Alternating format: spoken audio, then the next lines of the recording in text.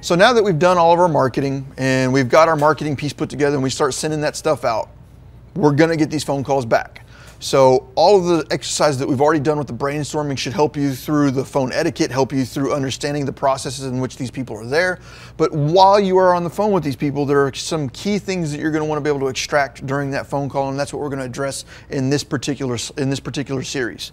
So one of the very first things you need to do whenever you get on the phone is find out who you're talking to, what's a good return phone number for them, and what's the address of the property that they're calling about. Those three things are critical because if the phone gets disconnected or something happens, you at the very least have the ability to reach back out to these people and you know what property address that we're referring to. So always, rule number one, regardless of the phone call, pre-foreclosure or not, three things you must get right off the bat as soon as possible. But things that we're going to want to try and extract through this phone call, and these aren't in any particular order, is you're going to want to know what their why is. What is going on? So that's kind of one of the opening questions I'll have whenever I get on the phone with someone. I was like, all right, give me just a minute. Can you tell me what's going on here? What's the situation? And more often than not, that just simple open-ended question will open up the gates and you'll find out why they're in the situation they're in, what's going on with the house, and what they're looking to get. Now, if they're not too forthcoming with that information, you may need to pry into more open-ended questions that aren't yes or no, so that way you can get them a little further down the path. I was like, so how far behind are you? Okay, you're 9 months behind. What happened? Boom, and now you should be able to start getting that pulled out. As you figure that out, you might be able to help to find out what their needs are going to be to help resolve their problem. This is a key piece though. This right here is one of the biggest things that I have seen working with foreclosure, people going into foreclosure. That is, they are failing to face reality. They're failing to accept reality. And they are absolutely in a state of denial of their current situation. And despite how much you may want to play the nice guy with them, sometimes your best option is going to be very straightforward and blunt about their situation, because they're going to try and in their own head justify what's going on by playing it down or ignoring it. Sometimes you need to bring that straight up to the surface so that way they can address it and deal with it. Otherwise, they're going to make their way all the way to the auction without doing anything. And if that happens, nobody gets anywhere with this. The seller definitely doesn't win and you don't win. So sometimes you may have to be blunt with these people. Say something along the lines of, hey, I understand that you're wanting to stay in this neighborhood. I understand that you like living in this house. But what we need to also understand is that you lost your job 9 months ago. You've been unable to achieve gainful employment since then. You're 9 months behind on this property. There's no way you're going to catch up. And based upon your current employment, there's no way you're going to be able to stay in this neighborhood. So what we can do is structure this in such a way that you're able to walk away from this property with some cash that will allow you to find someplace else to move. It may not be this neighborhood, but it'll at least give you someplace else to live. Because if I don't do this today, what you're going to find out is on the next Tuesday, the constable is going to, or this trustee is going to sell your property at public auction to the highest bidder. When the highest bidder wins that auction, the next thing they're going to do is drive to your house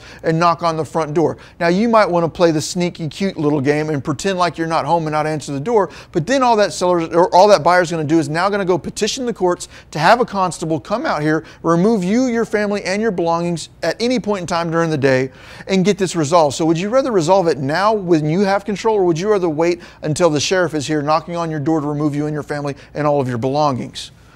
That sounded really harsh. I get it. That probably was harsh. But there are times when you are dealing with a seller where it's obvious that they need to make a decision fast and they could put themselves in a good situation and they absolutely refuse to pull the trigger on anything. And this isn't like a pressure tactic to get them to sell it to me. It's like, let's say for instance, here's one particular seller that I can clearly remember because I remember how mad I was at him for just being completely stupid.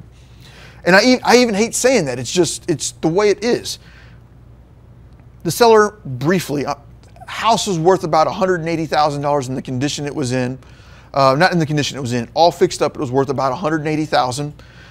He owed about $12,000 on the house. So you can quickly do the math. There's a lot of equity at risk there. All properties go to auction in Texas on Tuesday. I have a seller call me up on Saturday night and is like, my property's going to auction on Tuesday. So I've got like a half a business day to get this taken care of. And he's like, I need to get my money for my house. And I'm like, okay, I can understand that. Your house would probably be worth about $180,000, all fixed up in its current condition. I'm just throwing a number out there. I'll offer you about $130,000 because I need to do a little bit of repair. The response I get back is, well, I want $180,000 for my house. I know it's worth $180,000. I'm going to get $180,000 for my house. And I was like, you got to understand that your house is probably worth $180,000 once it's been repaired. And this isn't me lying. This is just straight up facts. You do these repairs to this house and, you're probably going to get $180,000 for it. But within the repairs that they're in, you're not going to find a retail buyer willing to pay that kind of money for it. You're going to be working with investors, especially on a property that needs to close in less than a half of a business day. The $130,000 offer is actually a fairly good offer. Oh no, I think I can get $180,000 for it. And I'm like, do you fully understand that here in about 48 hours, your property is going to be sold at an auction, and then whatever it is sold for at auction is whatever you're going to get for this house. It might sell for the auction for 50 grand. It might sell for the auction at 80 grand. You're probably going to get a little bit of something, but you're not going to get the full amount of the equity that you're currently owed. How about we work something together? I'm just going to wait. I'll get somebody else to give me an offer. I know I'll sell this thing for 180 grand. I called that guy back Sunday. I called him back Monday. I called him back Tuesday morning. And finally Tuesday morning, he decided that he wanted to sell it to me. But unfortunately, that was about an hour before the auction. And there was nothing I could do in that short period of time frame to allow me to purchase that property. There's some outlying details that I'm not going to get too far into that would stop me from doing that. But let's just put it this way. That guy probably just lost $80,000 because he was trying to hold out for an irrational price, when if I would have just laid into it and just said, you know what, you're doing this wrong. I'm not saying that's doing this wrong, but hitting him with some hard facts and bringing him to the realization of he's making bad decisions. So things to think about, things to move forward with. Something else that we need to think about when we're talking about these, when we're dealing with these people, especially in deed of trust states, is time is not on their side more often than not. Now, in a lis pendens state, their time at the house may be a little bit longer, but no matter what, there is a fuse on it, and the longer they let that fuse burn, the worse the problem becomes, and the smaller the number of options to resolve it become. Trying not to get too technical here, but time is not on their side. You need to bring them to that reality, and that brings us to the next point, and that is, if they are not motivated, then neither are you. Do not waste your time trying to get somebody that is not motivated to do what you need to get done. That does not mean give up whenever somebody doesn't answer or respond the way you want them to respond. But if you can tell right off the bat that they could care less about what's going on here, they absolutely zero desire. If they have to so much as lift a finger to sign a document, that's more work than they're going to put into it.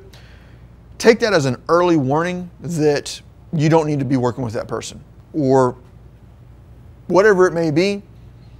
There's thousands of people that go to foreclosure every month. You can't help every single one of them, and your job is to find the ones that want your help and to help them. If they are sitting there, sitting on their hands and refusing to accept the situation, just leave a business card behind and move on. There are too many properties that actually make it to the auction every month for us to be spending time with people in pre-foreclosure that have zero desire to work with us. Another one kind of plays into what I was just saying. Find the people that are actually wanting help. And when you find one, you'll know what's going on.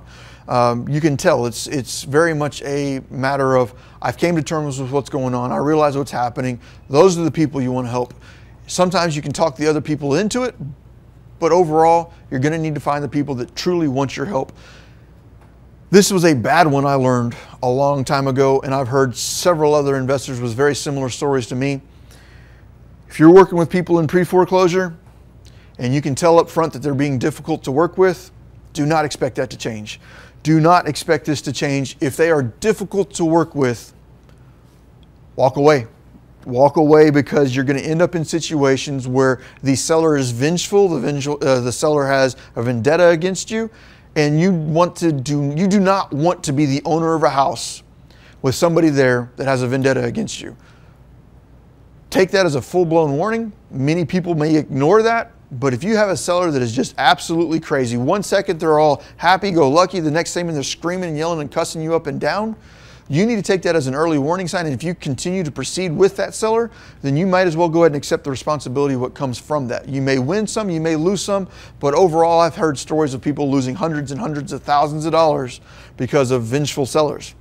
There's obviously early warnings of that. If you get those warnings and you proceed to continue moving forward, that's your own fault. The wrong seller can ruin your day. And there are key things to determine as you move forward with this phone call. I've kind of talked you through some of the emotional and other types of things, objections that you may hit, but here are some of the hard facts that we need to know. And the better we build the rapport through that phone call and the better we are able to understand their needs and their current situation, the easier it will be for us to start extracting this information that we need to know to determine what type of lead this is going to be. Has a sale date been set? If somebody's calling me the day before the auction, my options are drastically dropped than whenever they call me 6 months earlier. A lot more options whenever I've got 6 months of lead time on this lead. If I've got 24 hours lead time, my options get really small really fast. So I need to know if there was a sale date and when it was for. I'm then going to also want to know who is foreclosing for several reasons. This is a first position lien, second position lien, mechanics lien, abstracted judgment, child support lien, IRS lien, property tax lien. Who is foreclosing on this property? It will help me understand a little bit more about what's going on and some of the options I might have for some creative strategies. But in beyond that, what bank is foreclosing? Because if it's conventional versus non-conventional, FHA versus Fannie Mae, whatever else in between it might be, different strategies play into those different type of loans and things like that. So we need to know who is foreclosing, first, second, third position lien, and who is the bank and or lender that is foreclosing on it. What are the arrears? What are the arrears? Most of the time the sellers are not going to know, and for those of you that do not know what the word arrears means, that is what are their past due payments. What is the past due payments, penalties, and fines that I need to catch up to get this property current again? Most of the time the sellers are not going to know an exact number. You don't need to know an exact number, but ask them something along the lines of, hey, you know what? What's your monthly payment? All right, it's $1,300 a month. How long has it been since you've made a payment? Well, it's been 3 months. Well, I now know they're $3,900 or so behind, maybe some legal fees tacked onto it or so, but I've now got a general idea of what their arrears are, and that will also play into maybe I can take this property over subject to. So, or maybe the arrears are too much, even though we've got a low principal value meaning what's remaining on the note. But maybe if they have a low principal value, maybe they have massive amounts of arrears that now make this unfeasible to sub to, and you might now need to end up going for a short sale. All things that we teach here in the Academy. Check out the Grant Kemp series on owner financing or Melody's series on short sales. If you're enjoying what you're watching so far, if you're feeling like you're getting some benefit out of this, please do Propelio a solid by telling all of your friends about Propelio. Let the world know what we're doing here. By providing this content for you, it's our hope that you will help promote our company and tell others about Propelio. So it's kind of like a win-win. We help you with this education. You help us by spreading the word. So if you would, please tell everybody you know about what we're doing over here. And that will take us on to this next piece. How many payments have you missed? That kind of goes into what are the arrears. By asking this question, that might help you find out what the arrears are. This next question is kind of loaded, but believe it or not, it's not uncommon whenever I'm dealing with a motivated seller. They're going to tell me what they owe on the property. I'll just ask. I was like, all right, so you've missed 12 payments. What's your underlying principal balance? More often than not, the seller does come back and give it to me. And then every once in a while, I'll get a response like, well, that's really none of your business. And I'm like, somewhat, it depends on the conversation, how things are flowing and going there. But what I'm going to end up doing is I'm going to do something along the lines of, all right, I understand that you feel like that's, protected information that you don't really want anybody to know, and I can understand why, but ultimately I could do just a bit of simple math and get a really good ballpark of what you owe. So instead of me doing a half hour worth of research in public records to find out when you bought it, what the interest rate was then, and everything else in between, and running a reverse amortization on your property, could you probably just help me out and tell me a little bit about what's going on? Because that's going to help me decide what steps I can take to move forward with you. What steps can I move forward to help resolve this problem? And make it obvious that you're working on their team and you're not just there to try and take advantage of them. Because regardless of what they owe on it, I'm going to be able to offer what I'm going to be able to offer. Next thing we got here is, does the house need repairs? This is another one that you're going to want to find out during the conversation. A good tip for that is ask the question, if I gave you $5,000 on a Home Depot credit card right now, what would you spend that on? What would you go out and buy for the house? So you might say, oh, well, I need to repair my fence. Well, now you found that out. Or I'd put granite in, or I would redo the master bathroom. When you ask questions like that, they start to kind of open up and give you a little more information versus what kind of repairs does the house need. Another one I'd ask after asking $5,000, well, what if I give you a $10,000 Home Depot credit card? What would you spend on it there? Just different little ways to help extract that information. Another one that you really want to make sure that you know is, are you ready to sell? You know, if I was able to make you a fair cash offer today, would you sell this property to me today? And if they're like, oh, well, you know, I need to do this, I need to do that, find out what that is that they need to do. Let's try and see if you can get that overcome, but you're gonna wanna try and focus your time on the people that want your help. And one of the things that I always like to ask is, if I was to make you a fair cash offer today, would you be ready to sell today? And if they're like, no. And I'm like, well, what if your house is worth $150,000? I don't know what your house is worth, but what if I say it's worth $150,000 and I was willing to pay you $200,000 for your house today? Are you telling me that you wouldn't sell it? Well, then the response will almost always be, well, I'd definitely sell it if I could sell it for $200,000. So then you can really quickly find out what their objection was. Their objection wasn't that they weren't willing to sell today. They just weren't sure what they'd be able to sell it for today, and they wanted to take a little more time to research. Always press in and try and figure out a little bit more behind what's going on and figure out what their why is. All right, what type of lead do we have? So while we're on the phone and we figure out what the arrears are, we find out what the principal value is, and a little bit more information about what's going on with this property, we're going to need to determine what type of lead do we have. When I mean what type of lead, is this going to be a retail sale? Is this going to be a short? Is this going to be a rental? Is this going to be a sub 2?